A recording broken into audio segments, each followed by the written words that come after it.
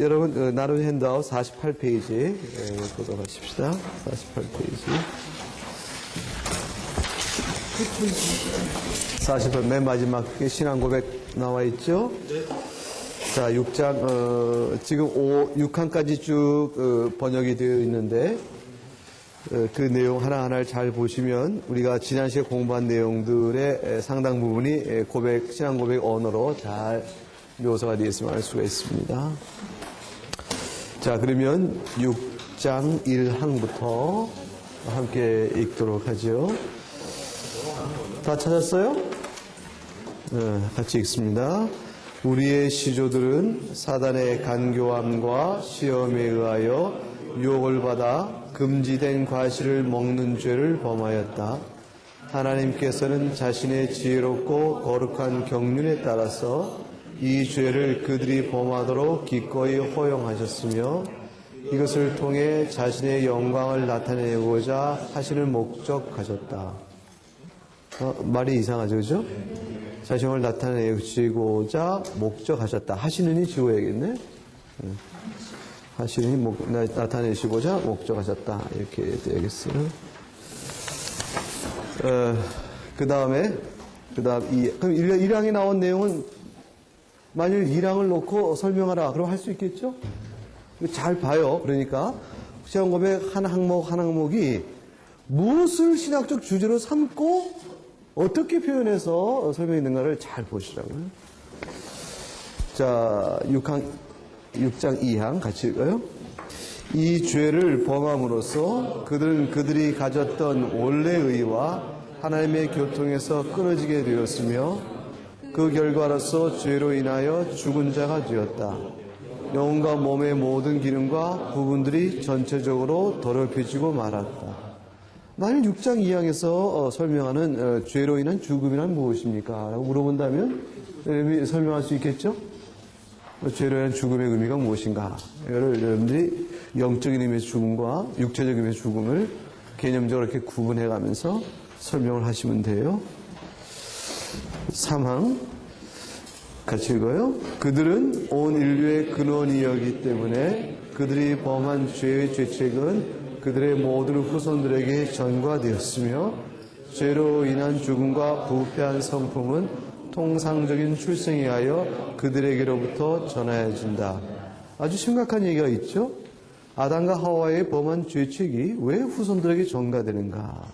죄책뿐만 아니라 죄로 인한 형벌로서의 죽음과 또 그 형벌뿐만 아니라 죄의 영향이요 결과로서의 부패한 성품이 전가되고 유전되어진다. 유전되는 방식은 통상적인 출생에서라는 말로 표현을 했어요.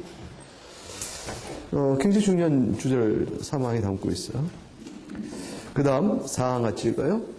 처음에 있었던 이 부패로 인하여 우리들은 선을 행하고자 하는 방향으로 마음이 전혀 이끌리지 않으며 선을 행할 수도 없게 되었고 선에 대하여 대적하는 자가 되었으며 또한 악을 행하는 방향으로 마음이 전적으로 이끌리게 되어 모든 죄를 실제적으로 범하게 된다. 이렇게 부패한 성품으로 인한 죄를 향한 소욕, 죄를 향한 소욕을 죄의 소욕을 우리가 concupiscence라고 그랬죠.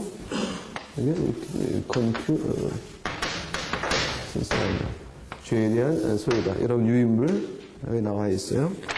그것이 우리 마음속에 깊이 자리 잡게 되었다. 그거로 인하여 실적 범죄가 이제 자범이라 자책의 범죄라 자범죄라 하는 부분인데 그게 나오게 됐다. 6장 5항 본성의 이러한 부패성은 인생을 사는 동안에 중생한 사람들에게도 여전히 남아있다. 중생자에도 남아있네요. 그리고 비록 그것이 그리스도 말미암아 용서를 받으며 억제가 된다 할지라도 그것 자체와 그것을 비롯되어 나타나는 모든 것들은 참으로 그리고 완전히 죄다. 신자의 죄, 중생한 사람의 죄는 죄인가 할 때 참으로 완전히 죄다. 비록 그것이 용서를 받았다 할지라도 죄가 죄인 것은 사실이다. 그런 내용이에요. 그런데 여기 재밌는 구원론에 가서 이제 여러분이 혹 기독론에 가면 그리스도의 사역과 관련돼서 여러분이 배우게 되는 부분들인데, 그리스도 말미암아 용서를 받았다라는 말이 갖고 있는 뜻이 뭔가 하는 거죠. 예수 그리스도 말미암아 용서를 받았다는 말이 기독론에 가서 그리스도 사역을 보게 되면 어떤 의미를 지니고 있어요? 예수 그리스도 안에서 예수 그리스도와 함께 더불어 용서받았다는 그 결과는 내가 의롭게 되었다는 거죠. 의롭게 되었다. 이제 의롭게 되었다라는 것은 단순히 법적 관계뿐만 아니라 상태적, 질적 개념도 말하고 있기 때문에 죄에 대한 책임이 해소되었다라는 측면뿐 아니라 죄의 오염에서 자유롭게 되었다. 그래서 이 죄의 오염 자유롭게 된 의롭게 된 상태를 거룩이라는 말로 다시 또 표현하기도 하죠. 그래서 이 거룩이라는 말로 하니까 우리가 이미 성화되었다. 그래서 이게 완전성이죠. 이거는 완전성이에요. 완전성. 예수 그리스도의 십자가의 형벌뿐 아니라 그의 예수 그리스도의 나면서부터 성육의 순간부터 십자가에 달리시기까지 지상생애 동안 예수 그리스도 행하신 그의 모든 율법의 순종이 우리의 의의 근거가 되어지죠. 율법 순종 우리의 의의 근거가 되어지죠. 그래서 그리스도께서 어린 시절에 부모의 말씀에 순종하고 하나님의 말씀에 범치 않고 그가 행한 모든 의의 거룩한 행동은 다 또한 내가 행한 것이죠. 왜냐하면 우리가 어디에 있기 때문에? 그리스도 안에 있기 때문에. 그리스도 안에 있기 때문에. 그래서 예수 그리스도께서 영원 창세 이전에 영원 가운데서 in Christ, in Christ, 그리스도 안에서 우리를 택하여 연합시키셨기 때문에 결국 그의 성육부터 승천, 그리고 재림의 그 모든 순간에 항상 우리는 그리스도와 연합한 상태로 하나님 앞에 서요. 그래서 그의 죽으심은, 그의 피 흘리심은 곧 나의 피 흘리심과 같은 거고, 그가 의로우심은 곧 내가 의로운 것과 하나님 앞에서 동일해요. 그게 예수 그리스도 안에서 우리가 용서받았다는 말의 뜻이에요. 따라서 하나님께서 우리의 죄악상을 찾아보실 수가 있을까 없을까? 우리의 죄를 찾을 수가 없죠. 다 아시나 기록되지 않고 기억되지 않고 그래서 하나님 앞에서 우리가 의인으로 서요. 도대체 상상이 안 가는 일이에요. 상상이 안 가요. 내가 인생에 지은 모든 죄를 하나님 낱낱이 다 아시고 성령을 근식한 죄도 다 아시는데 그것이 마지막 심판날에 하나님 앞에 섰을 때에 나하고는 아무 상관이 없는 거로 다 지워져 버려요. 그래서 그 예수 그리스도의 의만 내 앞에 있게 되어져요. 그래서 이제 걱정하지 않아도 된다 이 말이에요. 이제 하나님께서 백보자 심판하실 때 예수 그리스도께서 함께 계시고 온 의인과 악인을 다 모으시고 그렇죠? 심판에 각기 이 땅에 사는 행위대로 심판을 하시죠. 행위대로 심판하시잖아요. 행위대로 심판하시는데 생명책에 기록되지 못한 자는 멸망을 이룰 것이고 행위도 심판하는데 이 행위도 심판한다는 말의 의미가 악인에게는 뭐가 될까요? 형벌의 이유가 되겠죠. 그죠? 다 악행이 드러날 테니까. 근데 예수 그리스도에 속한 양들, 의인들에게는 어떻게 될까요? 행위대로 드러날 때 여러분의 행위가 하나님의 심판대 앞에서 어떻게 드러날까요?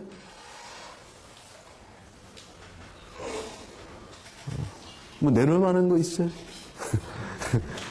이 정도면 그래도 부끄럽지 않다는 거 내놓을 만한 거 있어요? 그런 거 없죠? 여러분 내놓을 게 없어요.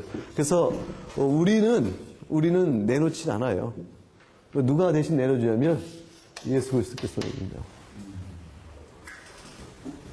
그래서 우리가 실제로 이 땅 살면서 행한 모든 악행들은 어떻게 되죠? 악행들은 없어져 버렸어. 기억이 안 돼. 이 친구들이, 이분 죄송한데, 이 악인들이 저자들은 우리가 뭐가 다릅니까? 라고 하나님께 저항을 하면, 그래서 저항하면 하나님께서 이들에게서도 행위를 드러내. 우리에게 행위를 드러내는데, 우리의 드러내는 행위는 전부 뭐냐면 예수 그리스도 안에서 우리가 하나님을 기쁘시게 하고 그 은혜에 감사하여 행한 그 모든 의와 영적 선의 행동들만 쫙 드러나. 그래서 이제 사실 우리가 하나님 앞에서 그의 은혜로 말미암아 중생케 하시고 새 생명 얻은 자로서 살아가는 믿음의 증거들 있죠. 그 믿음의 증거가 있어요, 없어요? 그게 없으면, 행함이 없으면 죽은 믿음이라고 그랬잖아요. 여러분이 아브라함이 믿음으로 뿐만 아니라 또한 뭐라고요? 행함으로 의롭게 되었느니라. 그때 그 말뜻이 뭐예요?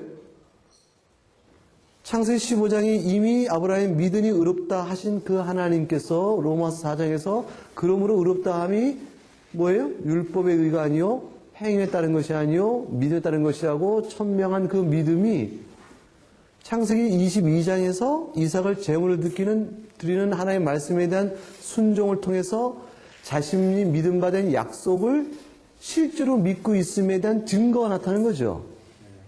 그 증거를 가르쳐서 뭐라고 말하는 거예요? 행함이라 그렇게 얘기한 거예요.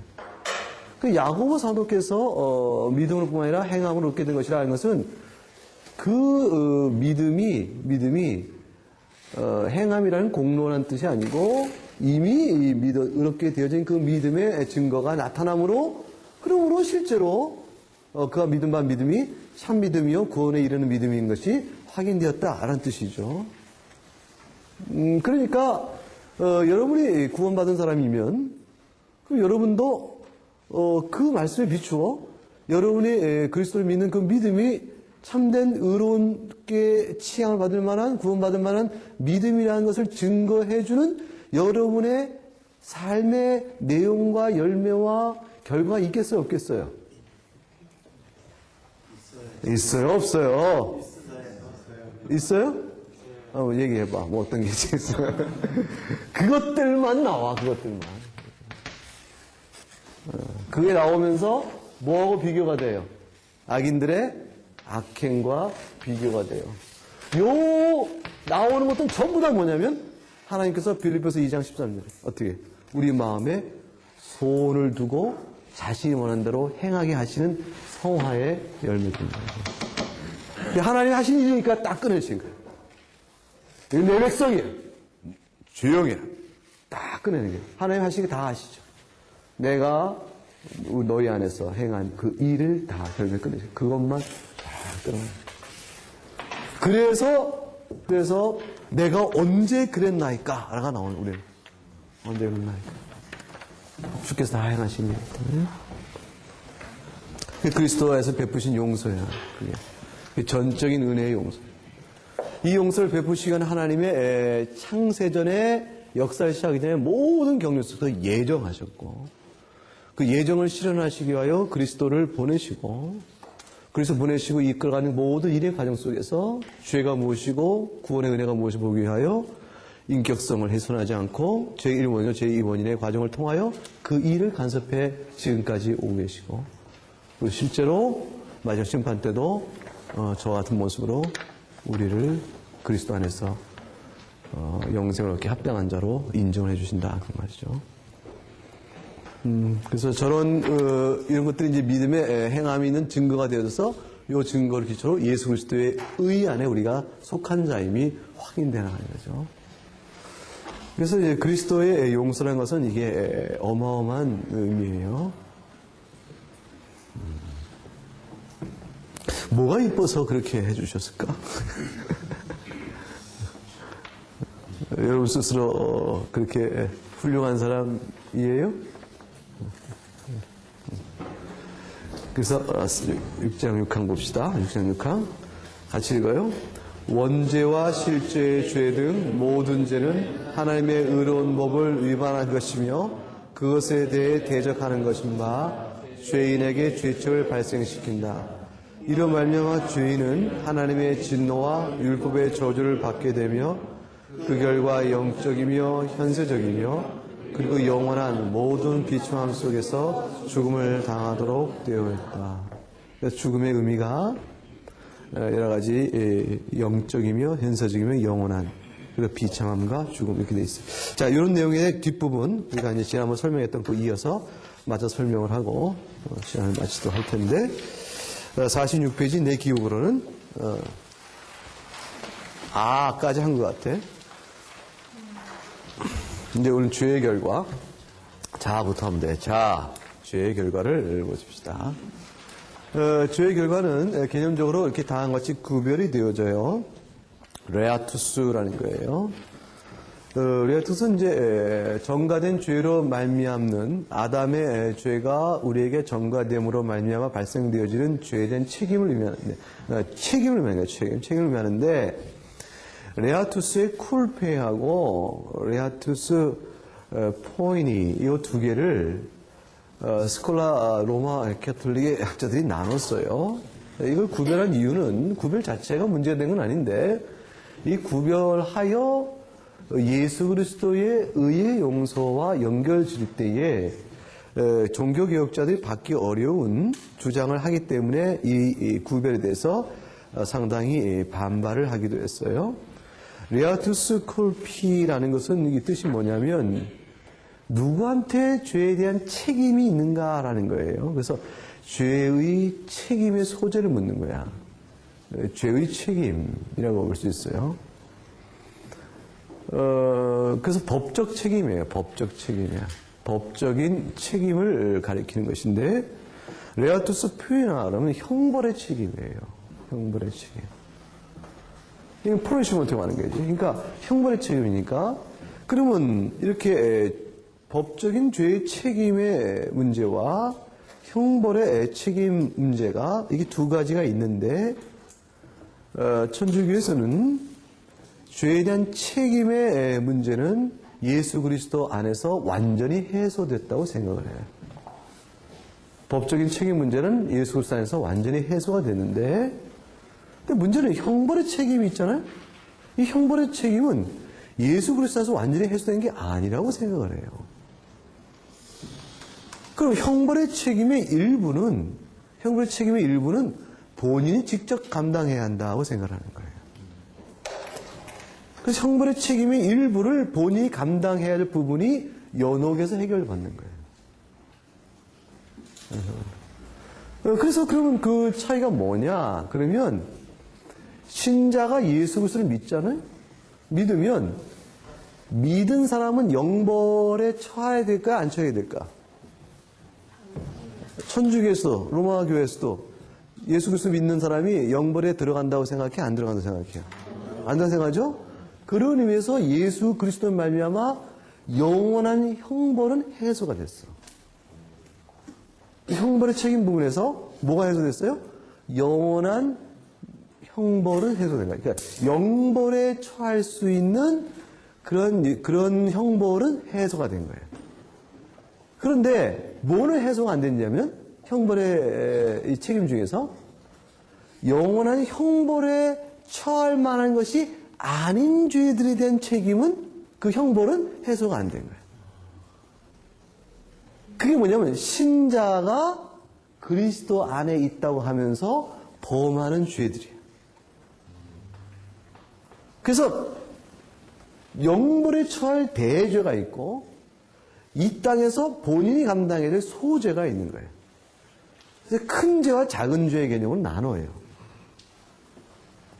그 신자는 죄의 부패한 성품이 남아있음으로 인하여 이 땅에 사는 동안 스스로 죄를 범할 때에 이 죄로 인한 영원한 형벌은 그리스도에서 해소됐지만 그러나 자기가 짊어져야 될 작은 일시적 형벌, 즉 자기가 영원하지 않은 어느 땐가는 해소될 자기가 담아야 될 일시적 형벌은 여전히 남아있다라고 생각해요. 그래서 형벌의 책임이 둘로 나뉩니다.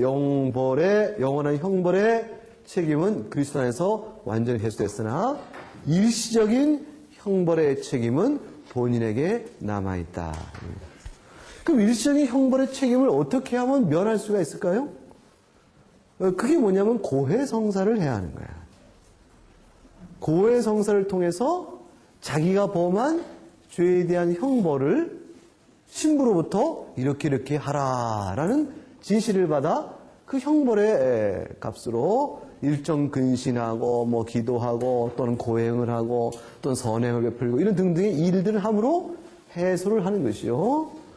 동시에 미사에 참여함으로 그리스도의 떡을 먹음으로 그 공덕을 덧입기를 힘써야 하는 것이고, 그리고 그런 불구하고 여전히 남은 부분이 있다면 연옥에 들어가서 그거를 깨끗이 정리하고 그에 비로소 낙원에 이르게 된다고 생각하는 거예요.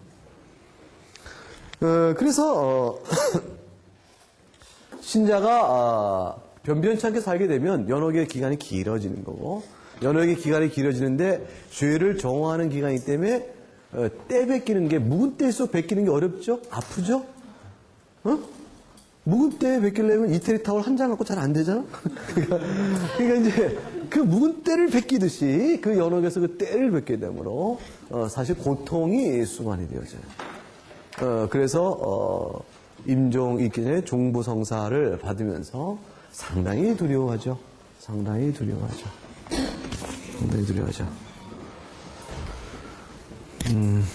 그래서 이제 캐톨릭 신자에게서는 그 구원의 확신이라는 개념이 우리하고는 전혀 달라요.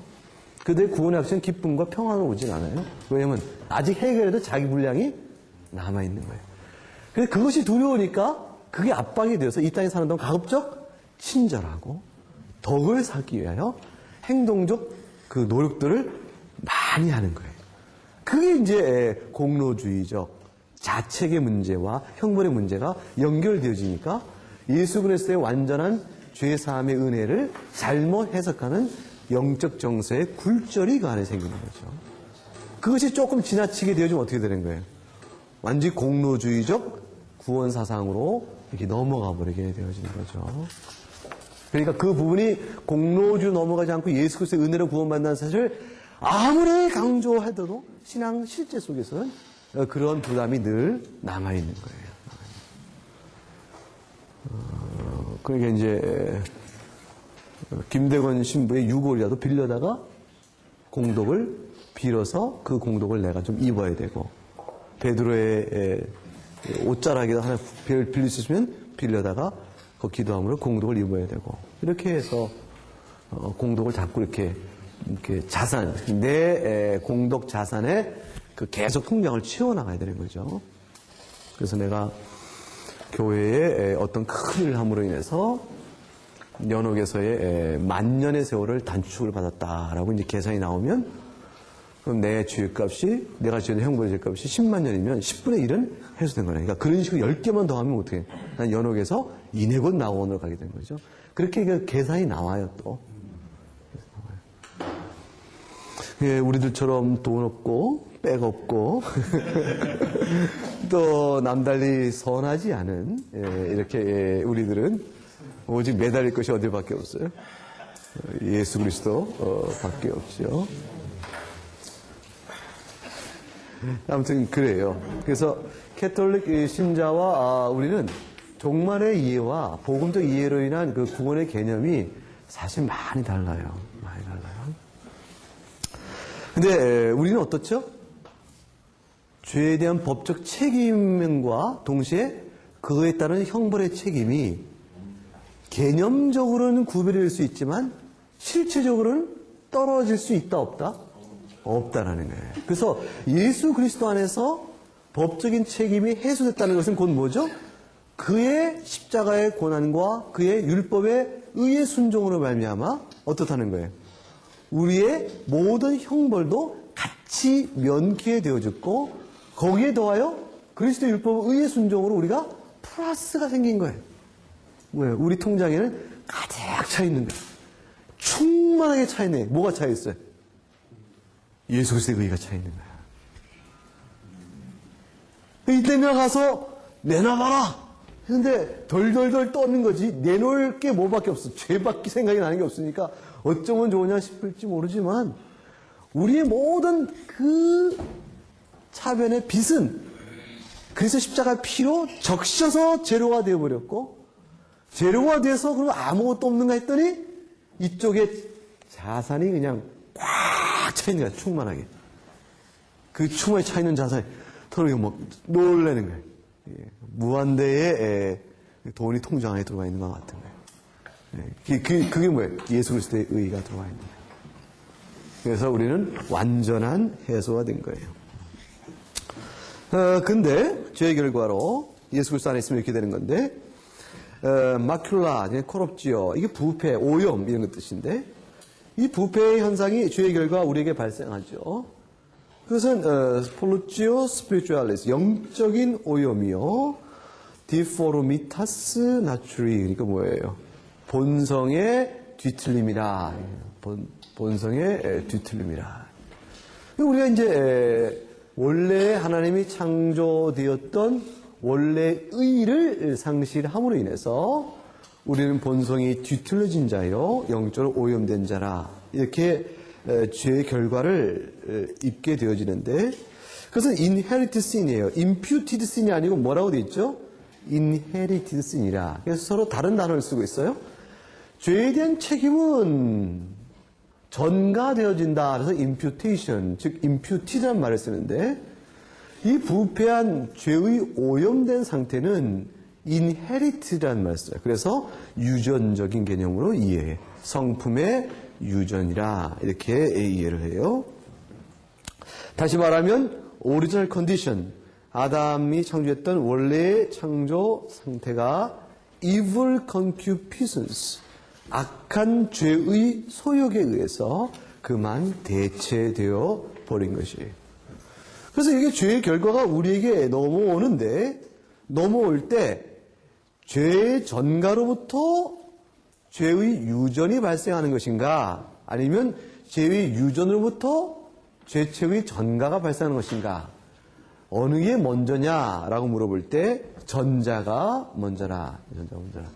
즉 아담이 죄를 범함으로 그 죄에 대한 책임과 그에 따른 형벌의 책임을 아담과 그의 후손에게 물으시면서 그걸 물으시는 하나님께서는 아담의 창조 때와 같이 원래 의의를 우리에게 부여해 주지 않으시고 우리 안에 발생된 죄의 소욕이 그대로 임의로 작용하도록 내버려 두신다. 그게 이제 후자의 결과인 거예요. 그래서 순서는 전자가 더 적절한 설명의 순서다. 이 같은 죄의 결과에 따른 타락 이후의 인간의 본질은 그럼 어떻게 된 것입니까? 라고 물어보자 말이에요. 타락 이후의 인간의 본질은 어찌 되었습니까? 라고 보면 인간의 본성은 그 다음 뭐라고 되어 있죠? 읽어봐요. evil concupiscence에 의해서 뭐가 된다고? 지배되어진다. 자, 그럼 악한 죄의 소욕에 의해서 인간이 지배되어지고 아담의 창조 때 원래 있었던 원의 의의가 우리에게 없어졌는데 그렇다면 질문이 나오는 게 그렇다면 이것이 substantially changed from the image of God to of Satan? 이것이 실체적으로 하나님의 형상에서 마귀의 형상으로 바뀌었다는 뜻이냐? 이거예요. 실체적으로 하나님의 형상에서 마귀의 형상으로 타락 이후의 인간이 바뀌었다는 뜻인가? 여기 이제 답은 뭐죠? Yes or no? 아니다. 하나님의 형상에서 우리가 마귀의 형상으로 바뀌었다는 것이 아니요. 여전히 실체적으로 서브스탄셜에 주세요. 서브스탄셜. 이게 중요한 거예요. 인간의 본질, 인간의 실체성은 하나님의 형상으로서 여전히 남아있는 거예요. 여전히 남아있는 거예요. 모든 이 땅의 실체에 대한 창조주는 하나님이신데 그렇다면 하나님께서 만드신 인간의 하나의 형상 실체는 타락 이후도 여전히 변한 것이 아니라면 변한 건 도대체 뭐냐? 그럴 때 하나님 형상에서 원의, 거룩 이것들이 없어지고 죄의 소욕의 생김으로 인해서 바뀌어지는 부분만 바뀌었다. 하나님 형상의 본체적 개념과 관계적 또는 성질적 개념으로 둘을 구별해 보아야 한다. 이렇게 되는 거죠. 자, 그래서 그 다음 얘기가 인간의 본질은 타락에 의해서 또는 은혜에 의해서 변하는가? 인간의 본질 자체가 타락했다고 해서 변하는 것인가? 또는 은혜를 입었다 해서 인간의 본질이 변하는 것인가? 여기 답은 무엇이죠? 변하지 않는다. 변하지 않는다. 인간의 본질은 타락 이후나 은혜를 받은 이후나 동일하다. 동일하다. 그런데 왜 아담 이후의 인간을 뭐라고 말해요? 본성상 타락한 자요, 혹은 뭐라고? 본질상 타락한 자라고 말하는가? 그럼 여기서 이제 용어의 개념의 혼돈을 피해야 되는 거죠. 인간의 본성 자체, 다시 말하면 영혼육으로 되어 있는 인간이 타락 이후에 다른 본질로 바뀐 것이 아니고 그 영혼육의 인간은 여전히 동일한 본질을 갖고 있지만 그러면 그 타락 이후의 인간을 가리켜서 본성상 타락한 자요, 본질상 타락한 자를 일컫는 것은 인간의 본질이 바뀌었기 때문이 아니라 동일한 본질 안에 습성적으로 나타나는 한 성질이 있어서 그런 거예요. 본질은 동일한데 그 동일한 본질이 원래의 죄 없는 무음한 상태에서 범죄 이후에 오염된 결과로 인간의 본질 속에는 그 죄에 오염된 상태에 대한 그 증거가 뭐냐면 습성적으로 인간의 어떤 성질, 죄악된 성질을 나타내주고 있기 때문에 그래요.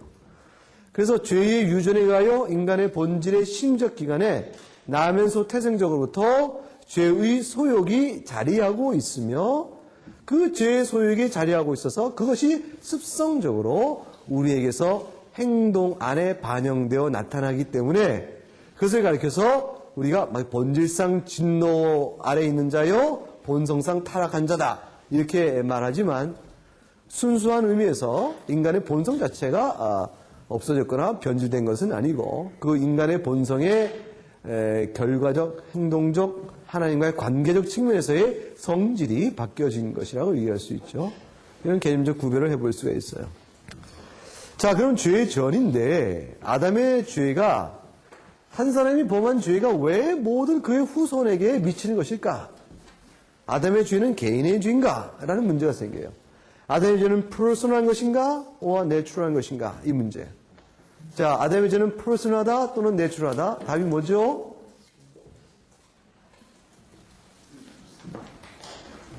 퍼스널하다는 것은 아담의 한 개인에게 죄된 책임이 그에게만 국한되는 것을 가리키는 말이고 내추럴하다는 것은 아담이 인성의 대표자로 서 있음으로 인해서 아담의 죄가 동일한 인성을 가진 모든 인간에게 미친다는 개념을 설명하는 거예요. 따라서 퍼스널해요? 내추럴해요? 내추럴한 거죠. 아담의 죄가 그와 동일한 인성을 가진 모든 자에게 미친다는 의미에서 내추럴한 것이라 이렇게 얘기할 수 있어요. 그럼 질문은 아담의 어떤 죄가 퍼스널하고 내추럴하고 그러죠? 아담의 모든 죄는 내추럴하다. 아니에요? 그럼 아담의 어떤 죄예요?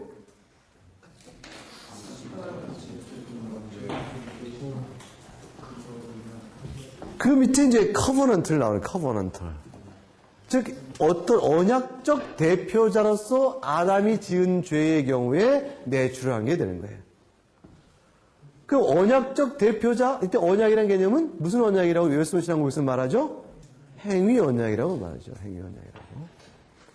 즉 하나님께서 따먹지 마라 하신 그 말씀, 그 하신 말씀, 그 행위 언약의 대표자로서 그가 행하는 죄에 관하여 그가 내추럴하다. 그의 인성의 모든 자들에게 미쳐지는 죄를 범했다고 보는 것이고 그 언약적 대표자가 아닌 한 개인으로서의 아담의 지은 죄는 아담의 후손에게 전가가 된다 안 된다? 안 된다, 안 된다. 그러면 어떤 것이 아담의 개인적인 죄요? 어떤 것이 본성의 죄인지를 어떻게 구별하죠?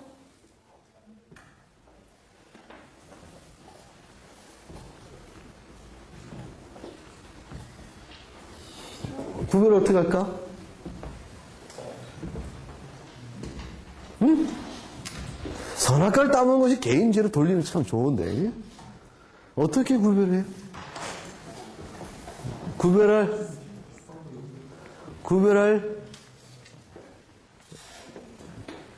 필요가 우리에게 없다. 그래 고민할 필요가 없다. 그게 어쩌면 가장 정답일지 모르겠어요. 왜냐하면 우리가 알고 하는 건 뭐냐면 선악과를 따먹지 말라는 말씀에 대한 계명의 위배만 언약의 대표자로서의 범한 죄예요. 그거 외에 그 이전엔 죄가 있었을까 없었을까? 없었죠. 죄의 개념이 그때부터 발생한 거니까 그 이후에 범한 죄들은 다 아담 개인의 죄예요. 그러니까 선악과를 따먹지 말라 하신 말씀은 온 인류를 대표하여 아담과 하나님이 맺으신 언약이기 때문에 그것에 관하여 내추럴하게 행위원의 대표자로 적용하는 것이고 그걸 범한 이후에 에덴 동산 추방되어져 그가 하와와 더불어 살면서 그가 인생을 마칠 때까지 그의 부패한 성품에 의하여 그가 타락 이후에 범한 모든 죄들은 아담 개인의 죄예요. 너무 억울해할 필요 없어요. 아담의 죄가 다 나한테 왔다 이렇게 생각할 필요 없다. 자, 원죄의 전과. 그래서 원죄는 모든 인류의 후손들은 아담 이후에 아담으로부터 출생되어진 모든 인류의 후손들은 아담 자신과 동일한 상태의 참여자가 되어진다. 방식은 뭐냐면 자연적 출생의 방식에 의해서 그렇다. 자연적 번식의 방식에 의해서 그렇다. 그럼 다시 말하면 생육하여 번성하라는 그 과정을 통하여 후손들은 아담의 원죄가 전가되어지게 되는 것이라. 그래서 그 아담의 전가의 죄의 전가의 첫째 내용이 아담의 불순종의 전가가 있고 불순종의 전가뿐 아니라 프리베이션은 박탈된 결핍이죠. 무엇이 없는 상태예요. 그러니까 원래 의가 없는 상태로 전이가 되어지는데 그런데 이제 몇 가지 관점에서 다루는 거예요. 첫째는 뭐냐면 by the scale of merit so far as it is punishment. 형벌이라는 측면에서 인간이 그것이 형벌이란 공로적 개념에서 인간은 아무것도 없는 자가 되는 것이고 그리고 실제로 그것이 죄의 본성을 지니고 있다는 측면에서 real effectiveness니까 실제적인 효과인데 그러면 위에 punishment의 merit는 뭐냐면 결국 죽음이 되는 거예요. 그리고 밑에의 real effectiveness는 죄에 오염된 상태가 되는 거예요. 자, 그런 의미에서 인간은 원의가 없는 비참한 상태로서의 노예게 되어진 것이라 이렇게 얘기할 수 있어요. 자, 그런데 by the creation of souls in a condition of lack of original righteousness. 자, 그럼 인간이 아담의 후손이 이 땅에 태어날 때 영혼을 가지고 태어난단 말이에요. 영혼 육이란 말이에요. 그러면 도대체 아담의 죄로 인하여 인간이 부패한 자로 태어난다고 했을 때 인간의 영혼은 아담의 후손으로 태어난 우리들의 영혼은 어떠한 상태로 우리에게 주어지는 것인가? 라는 질문을 해보는 거예요. 아담과 동일하게 원래 의가 있는 상태로 우리 영혼이 창조되었는데 그것이 이내 곧 아담의 imputation of Adam disobedience, 아담의 불순종이 전가되어짐으로 그 순간에 바로 원래 의를 상실한 상태로 영혼이 우리에게 주어지는 것인가? 아니면 영혼은 처음부터 원의가 없는 상태로 우리에게 주어지는 것인가? 본래 원의가 있는 상태로 우리에게 주어지는데 아담의 죄책이 전가되어지니까 그것이 상실되는 것인가? 아니면 우리에게 있어서 영혼은 처음부터 아담과 달리 원의가 없는 상태로 우리에게 영혼이 주어지는 것인가? 이런 식의 질문들을 나눴을 때 이거는 성경적으로 답이 이거다 저거다 확언되기가 어려워요. 다만 신학적 사고인데 신학사상인데 머저리티의 의견은 타락 이후에 하나님께서 우리에게 주신 영혼은 그 자체가 이미 타락 이후의 영혼 자체가 죄에 대한 심판의 결과 아래서 주어진 거기 때문에 원래 의를 상실한 채 주어진다라고 보는 게 머저리티고 마이너리티는 아담의 후손이라 할지라도 순수한 원의를 가진 상태로 하나님께서 인간의 영혼을 주시지만 죄에 대한 책임 부분 때문에 그거로 인하여 영혼이 더럽혀지는 형태가 되는 것이다 라고 설명을 해요. 어느 게 먼저냐 어느 게 뒤냐 이런 해석에 약간의 신학적 차이가 있는데 머저리티는 이미 아담의 후손은 하나님의 죄의 심판 아래 놓여 있기 때문에 그 영혼 자체도 오염된 상태로 처음부터 주어진 것이다. 이런 식의 주장을 하죠. 근데 트라두시아니즘 이건 뭐냐면 생육에 의해서 영혼이 죄가 오염된다고 생각하는 거예요. 그러니까 죄에 오염된 상태가 영혼과 관계된 아니라 육체적 생식의 과정을 통해서 죄의 부패한 성품이 전이되어진다라고 보는 건데 이게 루터파가 이 입장을 취하고 있죠. 근데 개혁파에서는 이 부분에서 유보된 입장을 취해요. 자, 그래서 원죄의 전가 부분에서는 신학적으로 성경에 분명한 말씀이 몇 가지 다소 모호하게 있기 때문에 정확하고 분명하게 가려내지는 못하고 이 정도 설명으로 대략 정리가 된다 볼 수가 있어요.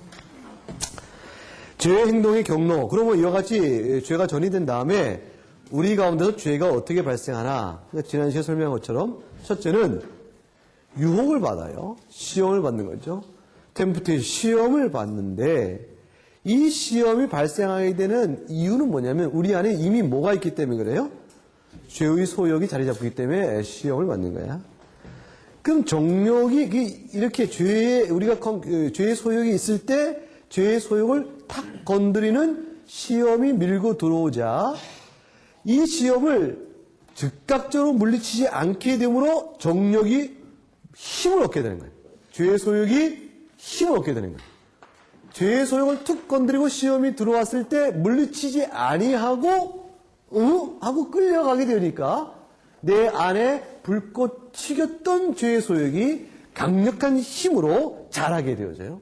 그 죄의 소욕에 나의 의지가 행동을 제어하는 의지가 이끌려가게 되어지면서 그러면서 결국에 결과적인 행동을 죄를 범하게 되어지는 것이다.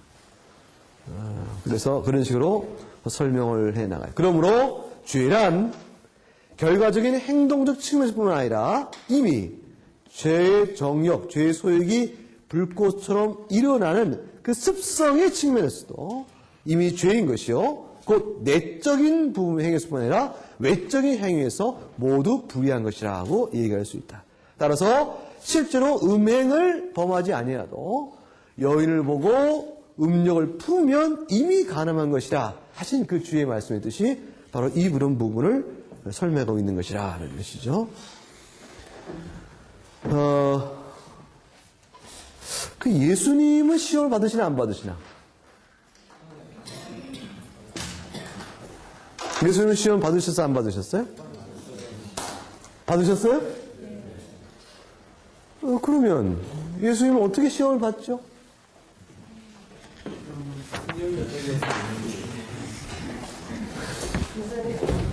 응? 자, 여러분은 어떻게 시험 받아요? 여러분 안에 이미 뭐가 있어요?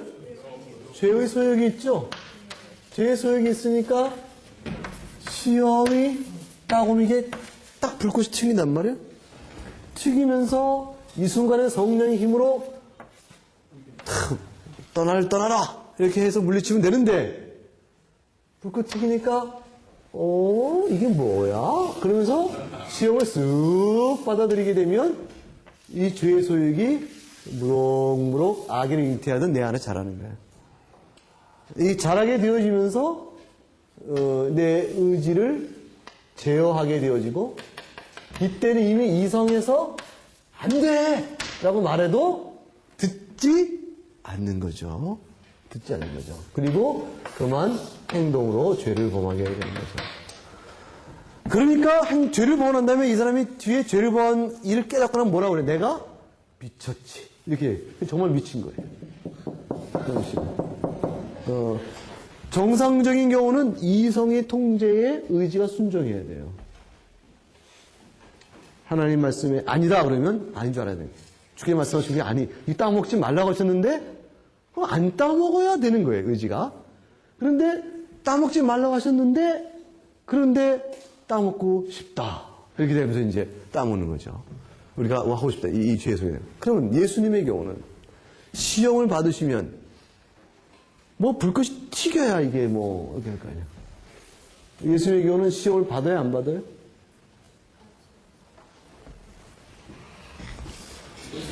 예수님은 시험을 받으시되 죄는 없으시니라. 그 말뜻이 도대체 뭘까? 죄의 소욕이 없어요? 죄의 소욕이 없으면 어떻게 시험을 받죠?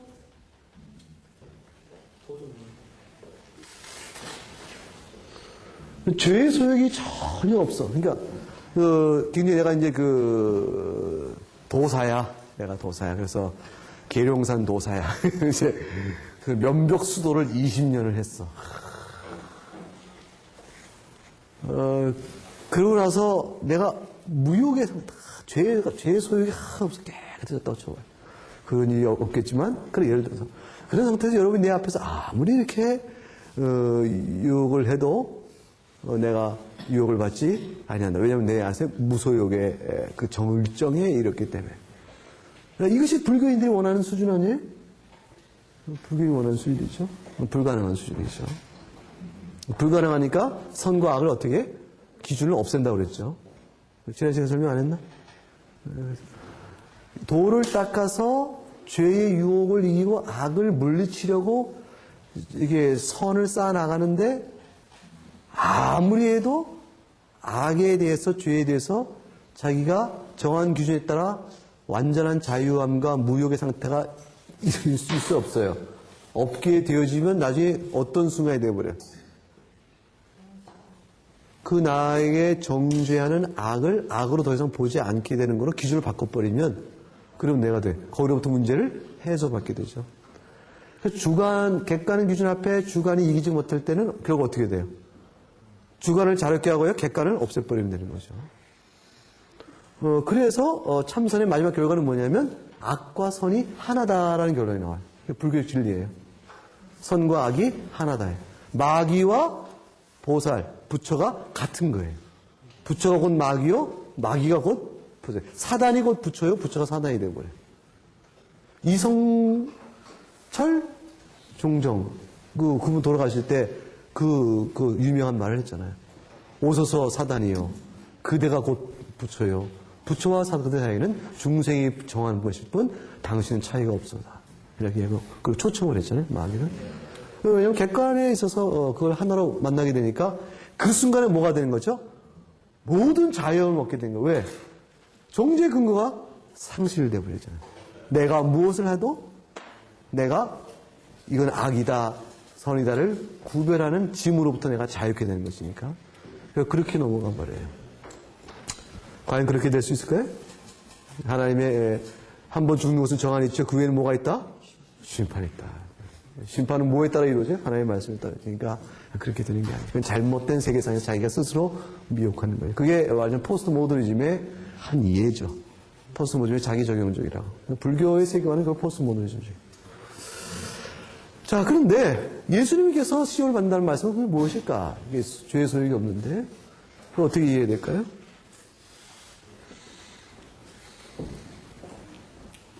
예수님이 받으신 소욕은, 시험은 우리와 같은 것이 아니에요. 예수님께서 받으시는 시험은 죄의 소욕을 하는 시험이 아니고, 죄의 소욕을 하는 시험이 아니고, 아니, 기독론에서 나가는 건데, 예수 그리스도께서 곧 인성을 취하셨고, 인성은 연약하죠? 인성 자체에 연약성이 있죠? 연약성과 관련한 시험이에요. 그가 취하신 인성 자체와 관련한 시험이지, 그가 뭐예요? 죄의 소욕에 관한 시험이 아니에요. 이게 아니라. 그러니까 예수님이 지금 배고프세요. 40일을 기도하시라고 밥을 못 드세요. 배고프세요. 배고프실 때 이거 먹어. 그건 바로 어떤 의미의 시험이에요? 죄의 소욕의 시험이나 예수님이 뭘 들고 들어온 거죠? 인성의 연약성을 치고 들어온 거예요. 죄가 없으시기 때문에 그런 의미에서 시험으로 들어온 거죠. 예수님이 이것을 덥석 받으면 어떻게 되버리죠? 예수님께서 중보자로 이 땅에 오신 목적이 어떻게 되죠? 목적의 실행이 불가능해져 그래요. 그러므로 결과적으로 구속사가 망해집니다. 그렇게 됨으로 인해서 이것은 간접 제2차적 의미에서 하나님의 뜻, 이 성삼위 하나일체, 삼위일체 하나님의 뜻에 결국 불순종의 모습이 생기게 되어집니다. 결과적으로. 그 예수님이 그런 의미에서 시험을 받으신 것이라 볼 수가 있어요. 타락사이전에 아담도 그 선악과 부당한 죄를 범할 때 그거는 죄의 소욕 때문에 그 아담은 그 당시엔 죄의 소욕이 있지 않았죠. 어떻게 지난주 설명 다 한 것 같은데.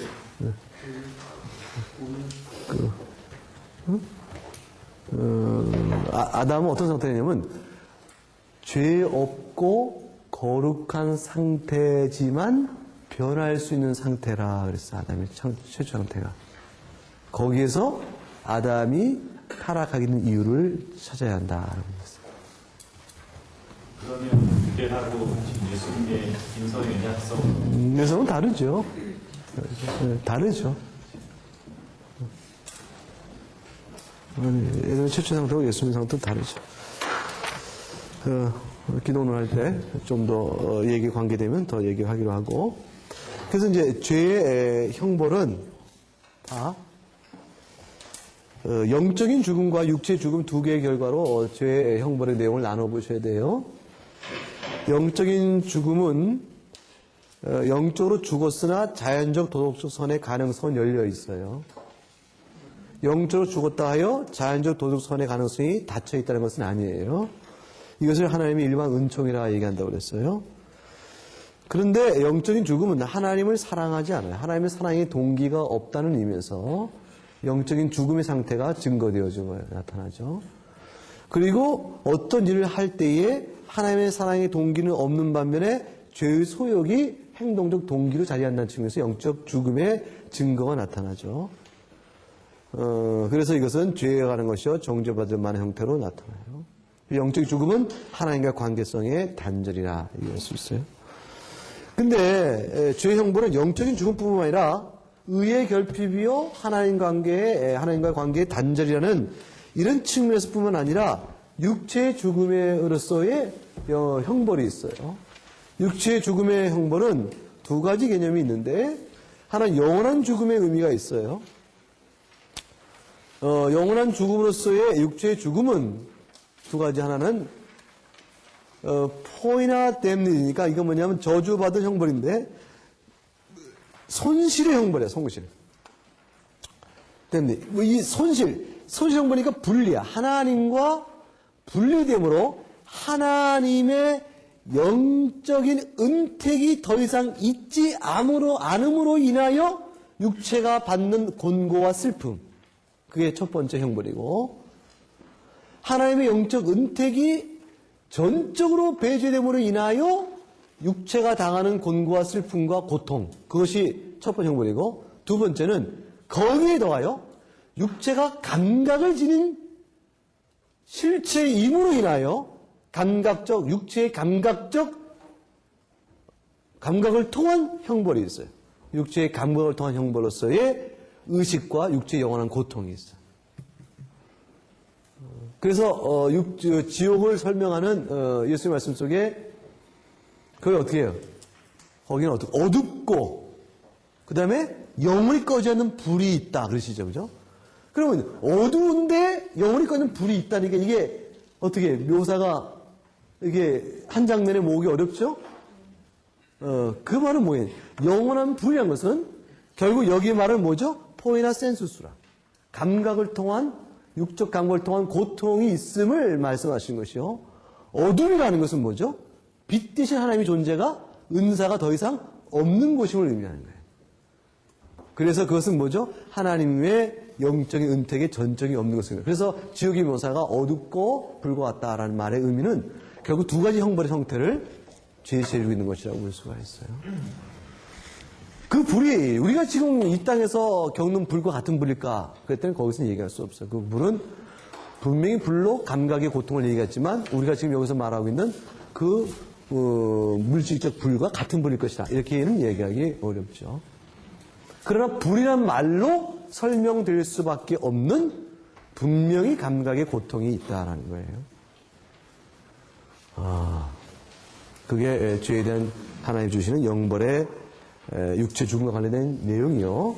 또 하나는 영적 죽음의 내용이라 얘기할 수 있습니다.